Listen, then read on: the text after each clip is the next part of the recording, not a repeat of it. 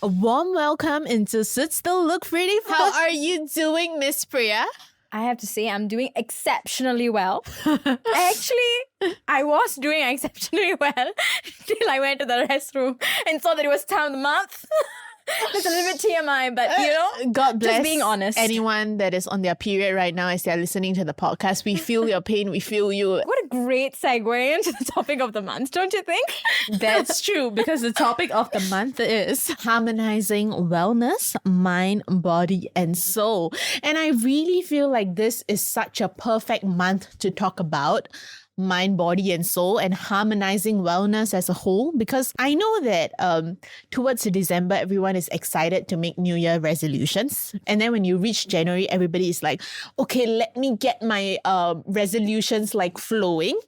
And then February, halfway, we are mid over there. We are like, some of the resolutions are working, some is not working. And by March, we are also done with our life. So if you are feeling the heat of a burnout, or you feel that you started your resolution list and it's not working out, Priya and I are here to tell you that it's okay, because today's episode, it's all about harmonizing your wellness and ensuring that your mind, body, and soul is in one place, bringing it all together. I feel like when we talk about our mind, body, soul, right, it's one of the three core aspects of our being, actually.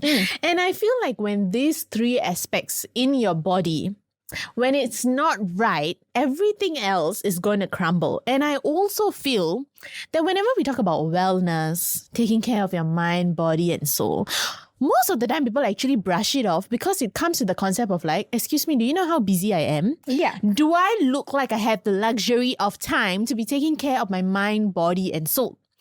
But I sincerely feel why I even brought up this episode is because I don't think you need the luxury of time or you need to spend tons of money to create like a good amount of space in your life to take care of all these things. And I really think that it starts with very little steps. And if something that I feel very assured in this episode, I feel that you and I are testified enough to give people some kind of recommendation towards harmonizing wellness, because I feel like I've seen us at our worst, I have seen us at our best. And during both times, I've always seen how much we prioritize our wellness. Whether or not we are busy, whether or not we are at our lowest, we always prioritize our wellness. I feel like very young, we went into like a whirlwind of like working and doing what we got so busy. We have become so like obsessed with the idea of like taking care of ourselves. I agree. I feel like it was a tough lesson, but it's a great lesson to like learn at the age that we did. Unfortunately, a lot of people learn this lesson much later in their life when it becomes a necessity to like learn this lesson, because as you age, your body like starts deteriorating. There's a lot more things that you have to be aware of. And then it becomes like a conscious decision to be like, okay, I need to start taking better care of myself. But I feel like we can start that journey so much more earlier. I think we've truly mastered the art of like working hard and playing harder. Yes. And me and Priyanka love to play harder. To be fair, I would like to say that we also ensure that we work really hard. So that's the reason why, like, when we play, we always ensure that we play even harder, because we are like, okay, now we deserve that good amount of time to have fun. Me and Priyanka have this sort of like tradition where every year we go on a 3-day, 2-night staycation, and it's usually at the end of each year, and it's usually like where we really truly sort of like let go and just coexist together and enjoy life to its core. Because I know the reality of the situation is, at the end of the day, as much as we say we want to take care of ourselves, it is true. We won't deny the fact that, yes, you probably have a 9 to 6 longer. You know, in some cases, you're exhausted, you got to put money on the table, you have responsibilities. All of these things are not going to disappear. But I also want to say, time is never going to change. We only have the 24 hours, 365 days in a year, and that's it. That's what you get. So it's truly what you choose to make out of it. And sometimes, like for us, it is a 3-day, 2-night staycation where we party, we have fun, we let go, we eat like crazy, we sleep like crazy, we watch all the movies that we want to watch, we eat all the food we want to eat, we go out to places that we want to go, and it's great. But it doesn't mean it is the only way to like de-stress. stress, for example, I think it's about finding what works for you and what is better for your lifestyle. So if it is, for example, having like 3 hours on a Sunday to kind of just lay in bed and do nothing, or if it's about going to the movie theater and like watching 2 straight movies in a row. If it is just that, and if that's what your time allows, but it allows you to enjoy yourself in that moment, then that's all it like comes down to, having that moment. Even if it's that for that 3 hours, right? I feel like it will put you in a better mood than you were before. Putting yourself in a position where you sit down and you're like, it's only 3 hours, or I only have this much time, is not going to help. But looking at a perspective of like, this is what I have and this is what I can do, really helps you a lot. So if me and Priyanka can impart any wisdom, I would feel like it's that. Just find a moment that suits your lifestyle, that suits you, but do make a conscious decision to do that. Another thing that I want to put out is sometimes for some people, it's not about like, having that moment for yourself. For some people, it's about maybe it's your closest friend that you kind of crave that time for,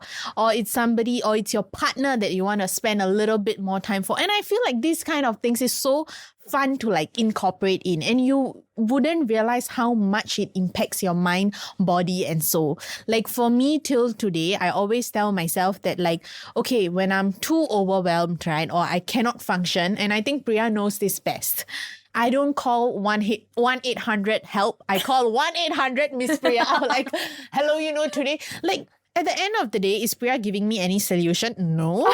But that is so rude. You call next time you watch me. No, but what I'm trying to say, the gist of what I'm trying to say, she's a very good helper, a very good listener. Now she's scared. She's scared. She's like, what if she doesn't pick up? I do not deny that. But for some people, like for me especially, it's like my coping mechanism. I'm the kind of person that I just need to say it out. It's not that I need some kind of like solution to my problem, but I just need this one person in my life to be aware that, okay, this thing has happened. So sometimes it's just that phone call that you have to pick up and like talk to somebody. Yeah. And I feel like when it comes to like your body, right, it's as simple as sometimes, right, it's just sleeping in. Yeah. Like that's like the simplest thing to do. Like, so what if your mom calls you a yeramamade? Like, why are you personally attacking me in this episode? Yeah, actually it was supposed to be a shout out to my mom, who always at like, when I'm sleeping at 12 noon in the afternoon, she will be like, yeramamade. Like, you know how to wake up? Translation, it's called buffalo. You don't know how to wake up. Mari's water buffalo, I think. I'm joking. We totally needed that clarification on this episode. Actually, I'm pretty sure it's wrong. But I felt attacked because that's the same thing that happens at my household. Yeah, but you see, in my concept, I'm just like, I need that sleep. And I'm not going to justify it to anybody, like why I need that sleep or like what part of me needs that sleep.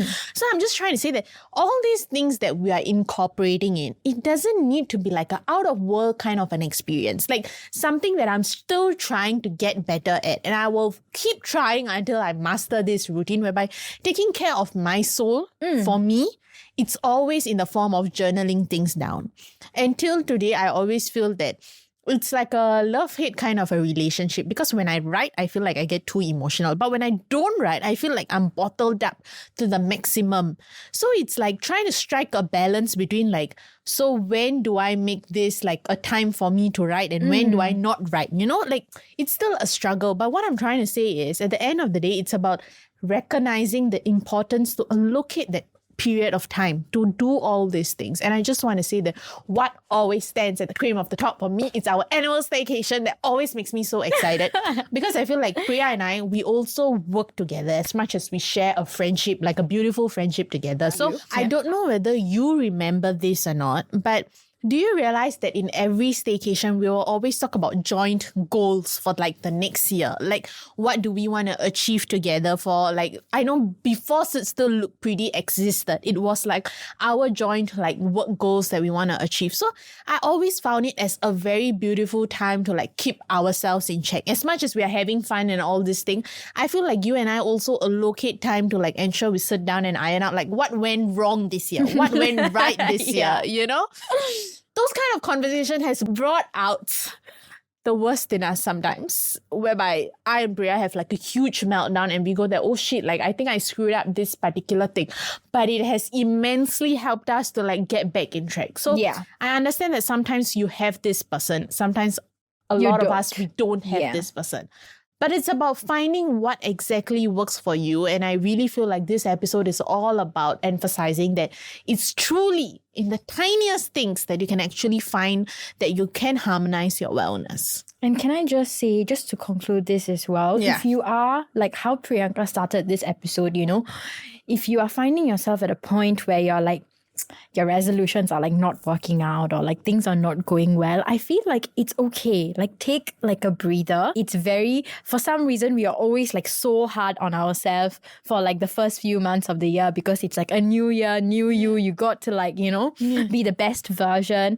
But I feel like if your best version is only like 30% of your best on that particular day, it's still fine. If that's all you can do and you're doing all you can do, it is fine. Taking care of yourself, body, mind, and soul doesn't always look very black and white. It's very much like curated based on your mood, your strength, your weakness. So don't be too hard on yourself. You're doing okay. You can get back on track. You got this. That's right. And now enough of our solutions and our remedies on like how we do this thing. I feel like a lot of y'all will be excited to know who's joining us today, who lives and breathes balance and conscious living. We are so thrilled to welcome Renuka Silvaraju to Sit Still Look Pretty. Now, here's a little information about Renuka.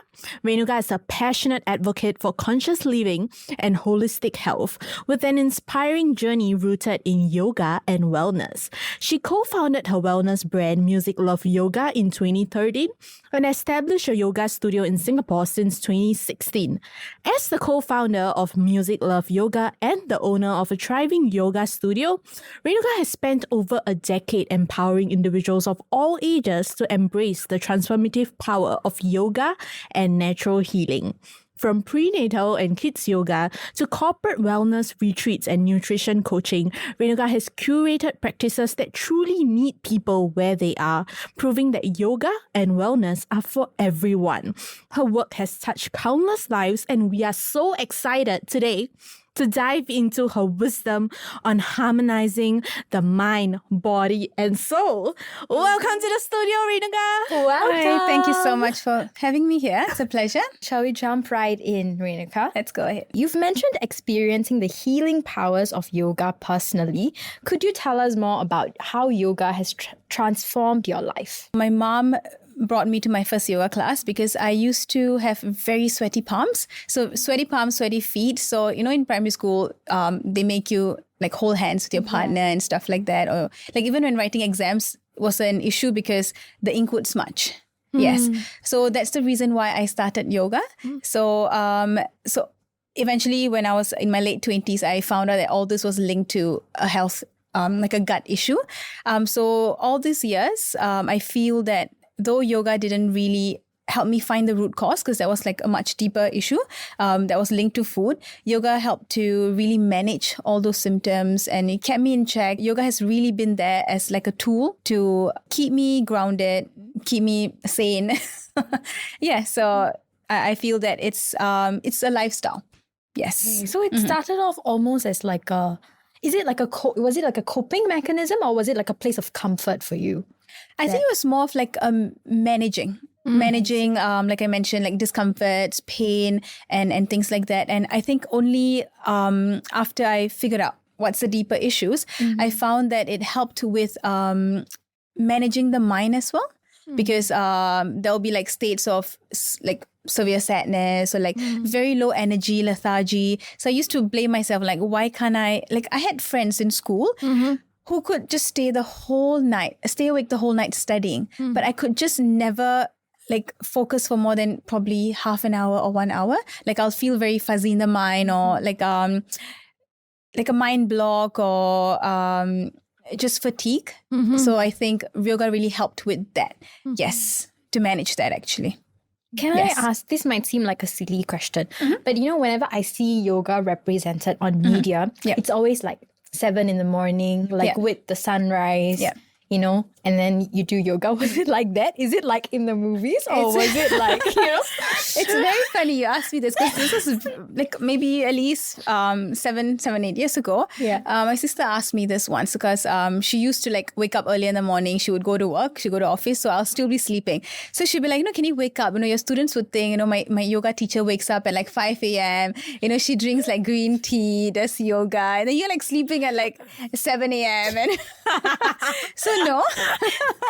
The myth has been debunked. Yes. I mean, there are days that happens. Like you'll feel like, hey, I feel like I want to do that, but it's not. They portray it to be such a nice life. You wake up, you do yoga, you drink like your celery juice, and then you have like brunch and stuff. No, it's not. I mean, it could be like if that's the life you want to curate, but I think if you ask most yoga teachers or yoga practitioners, it really fluctuates through the years as well, and you just find your routine that works for you at that point, and then work your way through it. Can you share the story behind starting Music Love Yoga and opening a yoga studio in Singapore? So I founded my studio, my business with my partner, now husband. So I met him, I think 2012, 2013, and 1 year later we started our business, Music Love Yoga. So the name wasn't chosen by me. So he's a musician. So that's where the music came from. Love is for the social work that we want to do. So I've always wanted to go deeper into social work. And yoga is what I started off with. So I remember one morning I woke up, I checked my phone and said, oh my God, I found a name for our business called Music Love Yoga. So I didn't really have a choice. It couldn't be Yoga Love Music. So we just, so now the abbreviation for it is MLY. It's easy. Yes. So we started that together. We were not a physical space, but we launched as a business first. So we incorporated a business, and then I was teaching in like festivals, and then I went into teaching corporate for companies, and that gave us a good saving to then start our business. So we launched our business in 2016 as a studio. So that was in Juchet Road, and then from there we start to slowly grow from there. So we wanted to, the main reason for starting a physical studio, like a business where we can make a profit, is so that we can use that money and then do the social work. Nice. So we don't have to depend for like donations and things like that, because that is hard work. Like whether it's a Kickstarter or whatever that you're using, it's a lot of hard work, and that hard work can go into something else. Yes. So to create something sustainable to fuel our social work eventually. Can I question how music elevates yoga? Like why this combination? I feel that in yoga, there's something called drishti. So drishti just means focal point. So some people, I feel they can't focus. Like there are so many people, you cannot believe it. You might be the same. I don't know. Yeah. So I don't dare to close my eyes because I cannot. Like they always say, like follow the light. I'm like, where's the what light? What light? Yeah. So the number of people, when I tell them lie on the ground, do nothing, don't move, they just can't do it. You'll see like the eyeballs moving, or you'll see them fidgeting. They just can't, they cannot just let go and just be. So I think like how they say focal point is to focus on something ahead of you and like look at it, or sometimes it's your fingers, sometimes they say the tip of your nose. I feel that music can be a focal point in a different way, where you are focusing on the music, and that allows you to go deeper into your practice, and also to help you maybe clear your thoughts, to quieten the mind. But also what a lovely way to like share something you love with your partner, like both of you bringing together what you both love and making it into something very beautiful. Thank you. So wonderful. You've dedicated your career to promoting holistic health. So what does holistic health mean to you, and how does it shape the practices you curate for your students? I would say holistic health is it's a lifestyle. It's not something you can learn in like 1 or 2 months. It's not a crash course. So it's you progress along with it, and different times of your life, it would mean something different.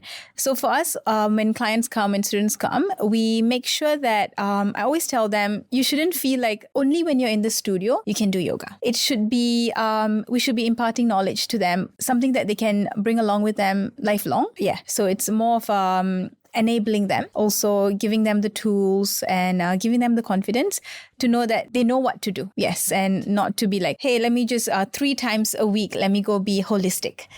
They should be able to incorporate that in different aspects of their life, whether that's like diet, whether that's their morning routine, or just how they communicate with their partners, with their friends, their colleagues. So a really, really interesting story, a feedback that one of my clients, she shared with me. So she's been with me for just 1 year, which feels like I've known her for a lifetime. It's so amazing. So amazing. I just have the best people with us. It's really nice. So she did mention that ever since she started yoga, her boss told her that she has become a more calm person.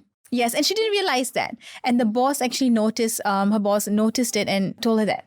So she shared that with me. So that's really nice. Yeah. Just by doing a physical practice like yoga, she wasn't even like doing any meditation techniques or anything with me. It was just like breathing and yoga poses and stuff. And that helped her become more mindful, more calm. Yeah, that's really nice. That's so lovely. Yeah. I think your answer perfectly segues into the next question that I want to ask you, because it is true that when you think of the word yoga, like some buzzwords that comes into mind is like calmness, like feeling your most zen self. It's even things like being super flexible, but all these things, right, to beginners who are like starting their journey with yoga, it is so intimidating as well, because you walk in thinking that I have to fit into this mold, or at least like, I'm just saying in my perspective, like every single time I want to try, I take a step back because I feel like, oh, but I'm not flexible. If my yoga teacher is going to tell me to bend and I can't bend, it's going to be embarrassing. So I want to ask you, like in your journey thus far, how do you think like Music Love Yoga, you guys ensure that it's very welcoming for people who are coming into the studio to try it? We have to go back to my history of yoga. I used to be a very inflexible person. So I don't know if you had this in school. We used to have this thing called the NAFA test. Yeah. So they have something called sit and reach. Oh my God. So almost every NAFA test, I used to not get gold or silver, or I think even pass, because they make you do sit and reach, but they never teach you how to sit and reach. Yeah, that's true. So I used to be very, very inflexible that way. I could not touch my toes. I was not a bendy person. So I started my journey there, and I went for yoga classes when I was like in uni. I used to go for like yoga classes in the gym and stuff. And the teachers were just like, oh, you're just not flexible. You can't do it. Like I was like, why can't I couldn't go into a full squat. And they're like, oh yeah, you're just not flexible. And so I didn't take that as an answer, and I tried to figure out why couldn't I not do that. And I eventually managed to find my way through it, find my strengths, my limitations, and work through it. So I feel I do the same for my clients.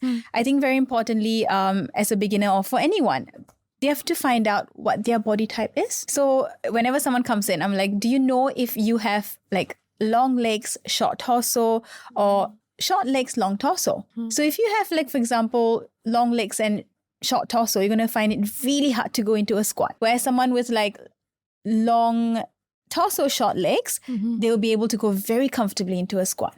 So people just look at someone doing a yoga pose and like, why can't I do that? What's wrong with me? But they don't try to figure out what their body type is, what their strengths and weaknesses are. So I think what I love doing for clients is to help them figure out what their strengths are and to work around that and make them really learn more about themselves. Like I feel this should have been taught to us in school. Like figure out what you should be working on, what you are good at, what sports you can choose and stuff. So I think once you are able to figure out what you are, it'll be easy to kind of work through that. I'm very curious because from the way you are speaking, right, it looks like as if it's very personalized when someone walks in.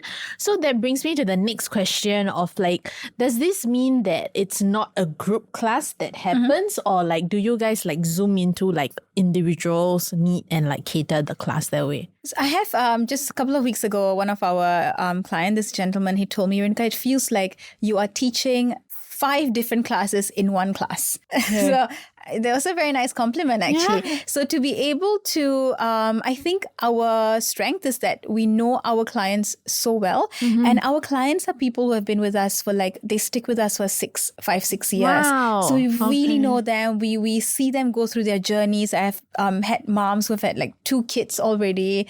through the time they have known me. So we know them really well, and we are able to really cater specifically for them, even in a group class, to be able to give like tips and recommendations, like for me to be at the front of the room, adjusting someone, but to verbally cue to someone who's at the back of the room to be like, move your feet forward a bit or something like that. So I think it took that many hours of teaching as well, I would say. So it's 10 years, a little more than 10 years. So I think that also comes with the experience, and so But I think that's so cool. I feel like that says a lot about like you guys and how much of work y'all put in, because Thank you. it is insane to be Yeah. like in a group class and be like, now you. It feels very, very curated in that sense. But I think I saw this one particular post that you did where you were talking about food, and you said you posed this question of, do you eat based on your mood, or is your mood made up by what you eat? And I feel like that's a very good question. Yeah. It's not something that we talk about. And even when we like approach like working out, right, we will take it as, okay, technically, if I'm working out, I can eat whatever I want. Yeah. Or like if I'm eating and I'm already in a like relatively average shape, then maybe working out isn't something that I need to like delve into.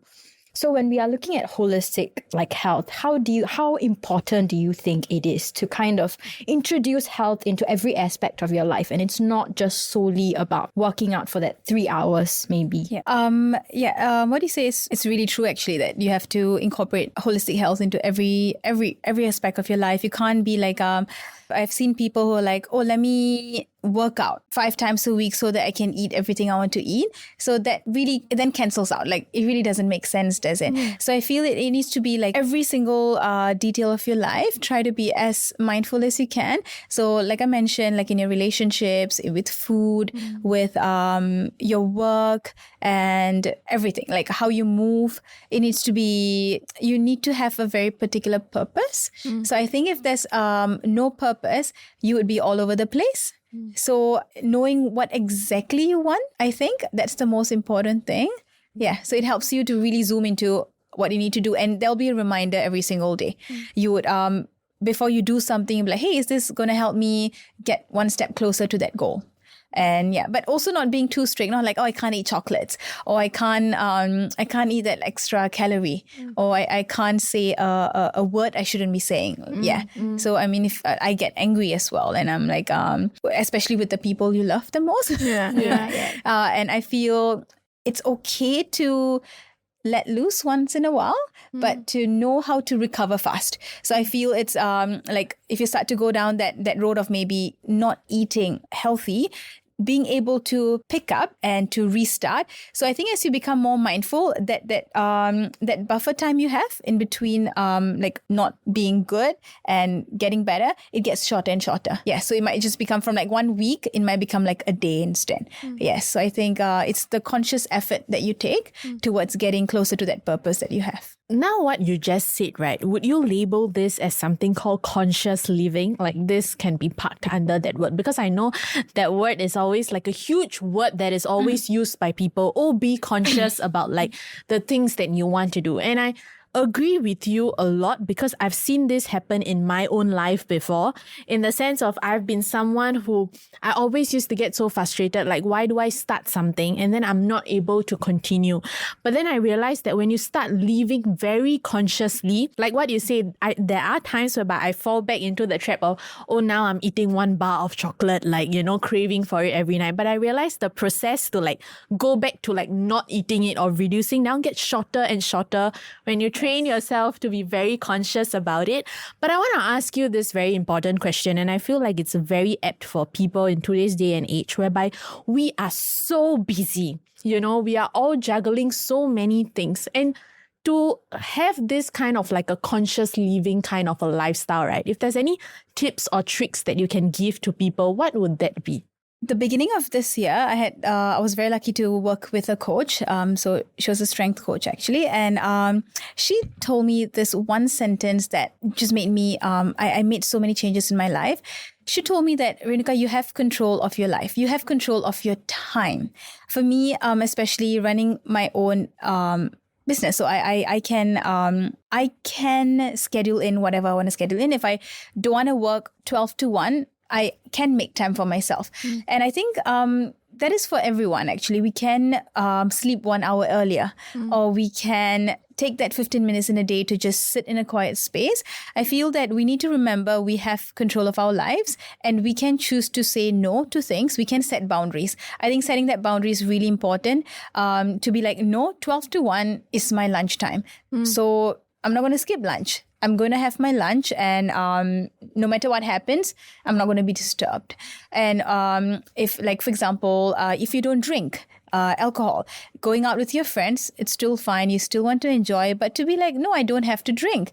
I can have a coffee, I can have a sparkling water, whatever that is, to be able to set that boundary and live for yourself instead of living for, like, what would others think about me. I think when you have that boundary set and you know exactly what you want, I think it's much easier to come out of that busyness. So to share something personally, I used to always be like, oh, I'm too busy. And last year, October, I remember very clearly, it was October, I was like, I'm not going to use the word busy anymore. And I'm very happy to say, haven't used that word. Wow. So when someone's like, Renuka, how's your day? The first thing I want to say is, oh my God, it's so busy. So now I say it's been very eventful. Wow. Because I feel when you use the word busy, like it's so often when like, Renuka, how are you today? How's your day? Like you don't even be like, you won't even be, hey, it was pretty good. I did all this. The first thing you would want to say is, oh, it's been very busy. And I feel we have associated like busy being productive or like successful. Yeah. So I think when you start to see yourself as not busy, but you can pick and choose what you want to do through the day. I think however you want to live your life is very possible. Yeah. That's so I beautifully love the put. answer. Now I feel like we should like try this out, you know? Next time. Homework for you. It has been eventful. Now I want to dive a little deeper into yoga techniques that like you have had like during your time of Music Love Yoga. So I know that you work with such diverse age groups from expectant mothers to kids, and I'm very sure it's like a very fascinating journey for yourself as well. So I want to ask you, what are some of the most rewarding or surprising moments you have experienced teaching these groups? What you say is true, where we have like a diverse group. So sometimes a couple of weeks ago, I had a lady who, she's 73, I think, 73, 74. And the youngest girl in the room was like 20. So it's really nice to see that. And then, so the older generation, they get really inspired seeing the younger ones. They're like, oh my God, they're so strong. And then the younger generation, they look at the older folks and they're like, oh my God, if she can do it, I need to do it. So it kind of encourages them. And it also, it's really fulfilling to see that age is just a number. It's really your commitment, what is important to you, what's driving you, your purpose, like I mentioned. It's the same. They're all really young at heart.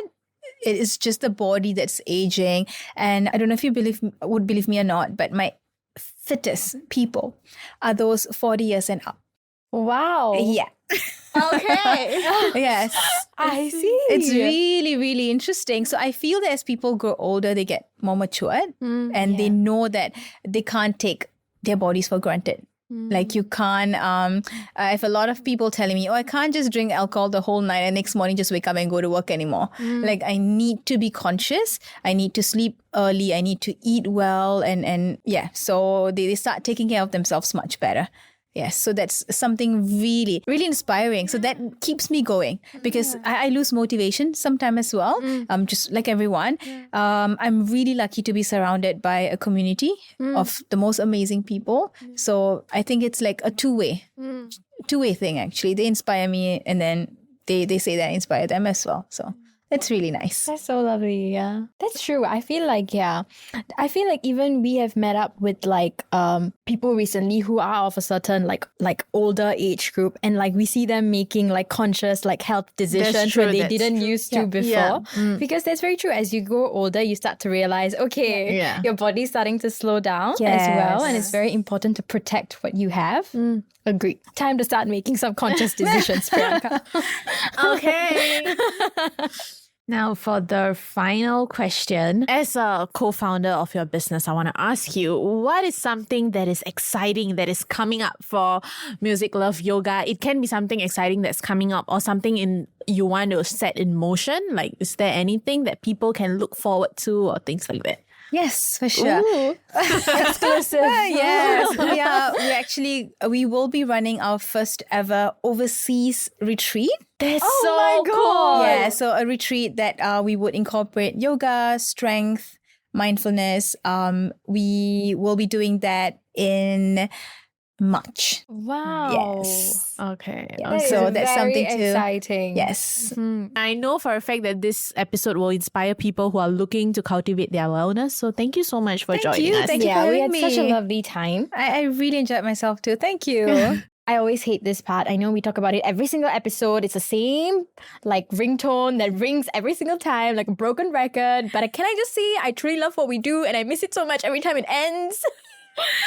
I know. But I know that like listening to this episode is going to bring me a lot of joy in a sense that realistically in real time you'll be far away from me, and I just know that when I listen to this episode I'm going to be like having the biggest smile on my face, like reminiscing how feel good this episode was. I'm so like excited for you guys to listen to this episode. Let me circle back to the quote of the month. Always fill your own cup first and allow the world to benefit from the overflow. With all this beautiful amount of wisdom that has been imparted, we will greet you back with another episode and with another guest speaker and a new cup of tea in the next episode. This is Priyanka And Priya. on Sit Still Look Pretty, 'cause girl, you're more than a quick gaze.